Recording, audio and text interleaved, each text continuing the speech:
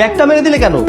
আমি কোথাও যাব না। এই ব্যাগটা হচ্ছে বড় ভাবি, আর এই বাড়ি থেকে বড় ভাবি চলে যাবে। কি বলছো বোন তুমি এগুলা? বাসা ছেড়ে কোথায় যাবো? কোথায় যাবে সেটা তো আর আমি জানি না। আমি শুধু এইটুকুই জানি যে এই বাড়িতে আজকের পর থেকে তুমি থাকতে পারবে না। এখানে লামিয়াকে? লামিয়াকে দিয়ে আপনার কি দরকার? আমার নাম লামিয়া। আপনার স্বামী মারা যাওয়ার আগে আমাদের ব্যাংকে একটি 30 লক্ষ টাকার ফিক্সড ডিপোজিট করে গিয়েছিল। ব্যাংকের রুলস অনুযায়ী টাকাটা আপনিই পাবেন। ব্যাংকের নমিন হিসাবে সে আপনার নামটা লিখে গিয়েছিল। দেখি দেখি কত টাকা চাই। সরি, আপনাকে দেওয়া যাবে না।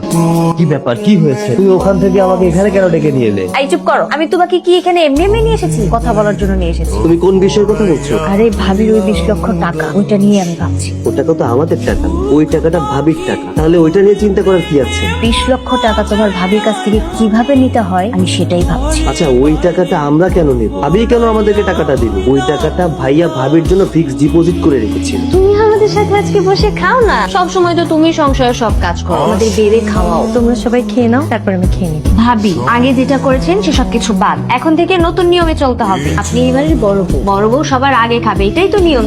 তাছাড়া তুমিই তো বলো যে আমি নাকি তোমার ছোট বোন। এখন বড় বোনকে রেখে ছোট বোনকে এইভাবে আগে আগে খেয়ে নিতে পারে নাকি? কি ব্যাপার? তুমি তো আমাকে বাসা থেকে বের করে দিতে চেয়েছিলে। এইটুকু সময়ের মধ্যে এমন কি হলো যে তুমি আমাকে বসিয়ে খাওয়াতে চাচ্ছ? তখন কি হয়েছে না হয়েছে সেটা ভুলে যাও না প্লিজ। ভাবি, আমি বলছিলাম কি, ভাইয়া তো অনেক আগেই মারা গেছে, আর তাছাড়া তোমাদের তো কোনো সন্তানও নেই। ভাই বলছিলাম, ভাইয়া রেখে যাও যে 20 লক্ষ টাকা আছে, সেই টাকাটা যদি তুমি সৈকতকে দিয়ে দাও, তাহলে সৈকত একটা ভালো বিজনেস শুরু করতে পারবে। আর ওর যদি আর্থিক সচ্ছলতা হয়, এতে করে তো আমাদেরই লাভ, বলো? থাক, তোমাকে আর কিছু বলতে হবে না। তুমি যে কি বলতে চাচ্ছ এটা আমি বুঝতে পেরেছি।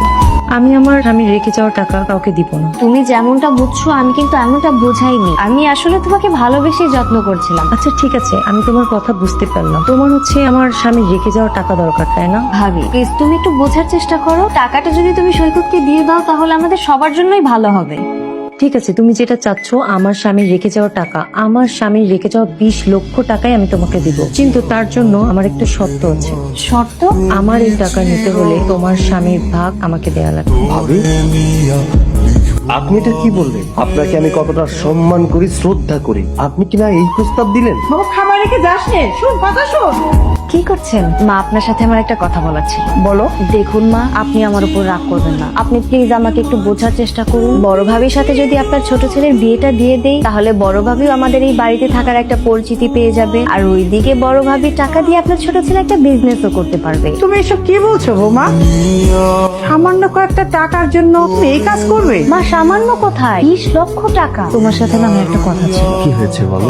কি ব্যাপার? তুমি মাথা নিচু করে আছো কেন? দেখো সৈকত, তোমাকে বিয়ে করার পর থেকে আমি অনেক প্রতিকূল পরিস্থিতি পার করেছি। না ঠিকঠাক মতো তুমি আমাকে শাড়ি গয়না দিতে পেরেছো, না তুমি আমাকে ভালো খাওয়াতে পেরেছো। তবু আমি কিছু বলিনি, মুখ বুঝে তা সহ্য করেছি। কেন বলো তো? কারণ আমি তোমাকে ভালোবাসি। তাই আমি যদি ভালোবেসে তোমার কাছে কিছু চাই, তুমি আমাকে দেবে না? অবশ্যই দিব। দিব না কেন? কি চাও বলো? আমি চাই তুমি তোমার ভাবিকে বিয়ে করো। আচ্ছা, তুমি কেমন স্ত্রী বলো তো? টাকার জন্য নিজের স্বামীকে অন্য একটা মেয়ের সাথে বিয়ে দিতে চাচ্ছ? আচ্ছা, তোমার কাছে কি টাকাটাই সব? হ্যাঁ, আমার কাছে টাকাটাই সব। আমি জানি তুমি আমাকে অনেক ভালোবাসো, সেজন্য তুমি অন্য কাউকে বিয়ে করতে চাচ্ছ না। আচ্ছা, বিয়ে করলে সমস্যাটা কোথায়? আজকাল মানুষ টাকার জন্য না অনেক কিছুই করতে পারে। নিজের স্বামী সংসার ছেড়ে একটা সুগার ড্যাডি ধরে তার পেছনে চলে যায়। আমি তো সেসব কোনো কিছুই করছি না। কালকেই আমি ভাবির সাথে তোমাকে বিয়েটা দিয়ে দেবো।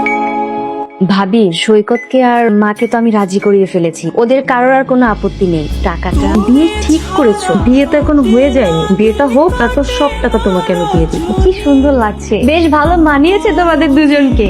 ভাবি, বলছিলাম কি, আমি তো আমার সব কথা রেখেছি। আমি আমার কথা রেখে আমার স্বামীর ভাগ তোমাকে দিয়ে দিয়েছি। তুমি যদি তোমার কথা রেখে, মানে তোমার স্বামী রেখে যাওয়া টাকাগুলো আমাকে দিয়ে দিতে, এখন তো টাকাটা দিবে নাকি?